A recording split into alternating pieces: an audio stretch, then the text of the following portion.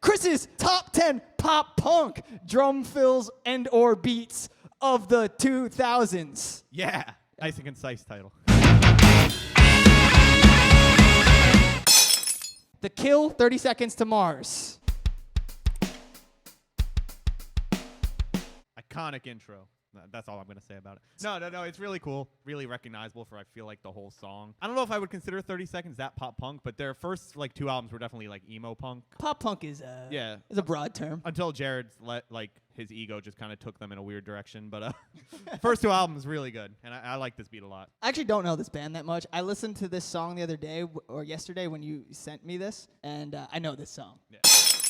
All Downhill From Here by Newfound Glory. We're basically talking about the first, 5 seconds of the song. I know this is one of the ones that you said, I don't really know how to play this, but do you want to give it a go? Oh, God. I know. Then we'll play it. I'll play it. All right. You give it a go a few times, and I'll play it. I never actually learned this song. It's like... I have no idea if that was it. I know it starts with that, though. Newfound Glory, is one of the pioneers of, what pop punk kind of became. I think they really inspired, Story So Far and, Oh, 100%. Yeah. So 100%. It's funny to me that they're actually on, that Newfound Glory is on the When We Were Young festival lineup, and they're so low on the lineup, but they're, really iconic. No, Newfound Glory should be higher up for sure. Little. Yeah, it's so good. There is Boxcar Racer. The first showing of Travis on this list. The E-Kit will not replicate it very well, but it's like...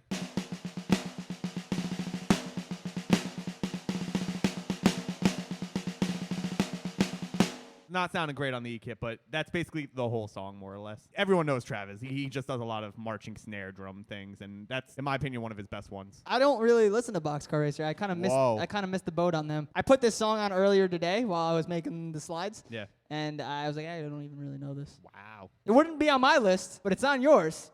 Fair enough. Ocean Avenue, Yellow Card.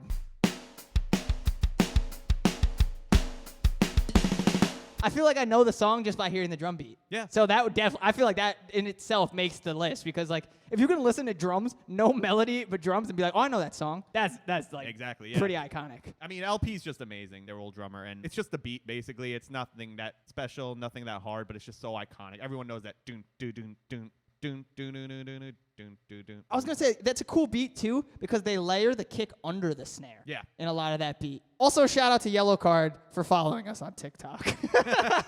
They did not buy their way onto this list. Put this in your list of achievements, YELLOWCARD. I mean, up to all your awards, you're on my list. You're on Chris's top 10 pop punk drum fills. Yeah, congrats. You earned it.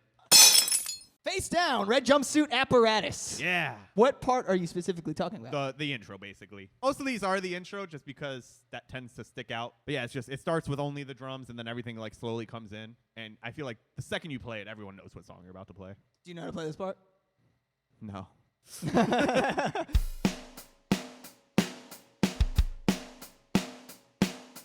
feel like that's pretty close, dude. Close-ish. Everything is All Right by Motion City Soundtrack. Yeah. This is a great drum part.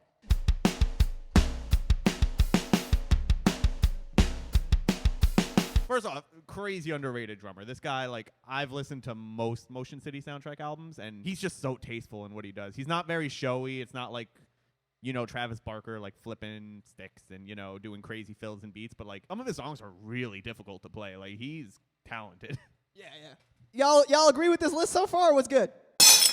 Wake Me Up When September Ends, Green Day. I feel like this is a controversial pick. This is a controversial pick, because I would put American Idiot in there, and I wouldn't put the beginning or anything. I'd put the... Because it's after every chorus, and then also through the bridge. I thought about American Idiot, and I kept thinking of the verses and stuff, and I was like, it's more iconic of a guitar part than a drum part. It would be maybe the only one on this list that isn't the intro. Yeah. But I just feel like Wake Me Up When September Ends, it's the most recognizable, one of the most recognizable things Trey Cool has ever done, in my opinion. And it's so simple. Fair enough. It is a really good part. I think the most recognizable things I can think of is probably this, that American Idiot thing, and maybe the intro to Welcome to Paradise. Yes. That's the 90s, though. Yeah, that's nice. It's too early. Move Along by the All American Rejects.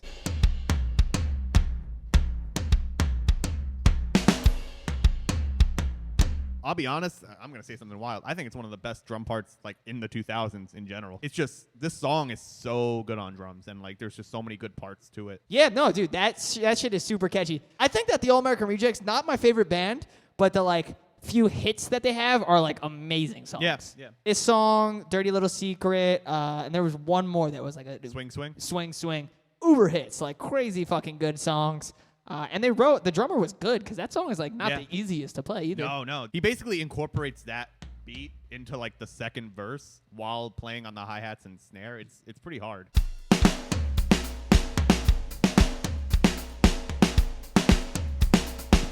Yeah, that's crazy. I don't think that was correct, but it's something like that, and Something it's pretty fun. Yeah, hell yeah. Sugar, we're going down. Fall Out Boy. Iconic, bro. Iconic.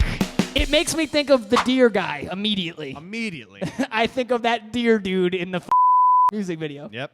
It is so funny because this was like their biggest hit when it came out, and then they followed it up with their like also biggest hit, Dance. Yeah, which also had a iconic drum part. Both iconic drum parts. I feel like if I didn't want to repeat bands on this list, but I feel like Dance and Sugar Were Going Down would both be on the list because like both parts. Yeah, I think Andy is wildly underrated as a drummer. Incredibly underrated. I've also heard amazing things of him as a guy. Like he's just apparently a really cool like dude. I've heard of stories of like him like just letting like bands like Counterparts. Yeah, they'll just like show up to his house and just be like, hey, can we stay here? And he's just like, yeah, sure. Yeah. And he's like lives in a mansion. He's just like, oh, you're on the tour? You're on tour? You can't afford a place? Yeah, just stay in my fucking mansion. Yep. There's a gym and help yourself to breakfast. Come on. First Date by Blink-182. I was really stuck on what should be number one. I knew it was going to be like obviously a Travis song, but like First Date and Feeling This were the two contenders. Because I feel like Feeling This has the cool intro, but it also has the chorus with the cowbell. Yep. That's catchy, like dang, dang, dang, yep. Dun, dun, dun. That part's also fucking sick, dude. Yeah. You could play Feeling This, and if it doesn't sound exactly like, how it sounds on the recording, someone might not know what you're playing. You can play this on any drum set, and it will sound like First Date. Everyone will know you're playing First Date.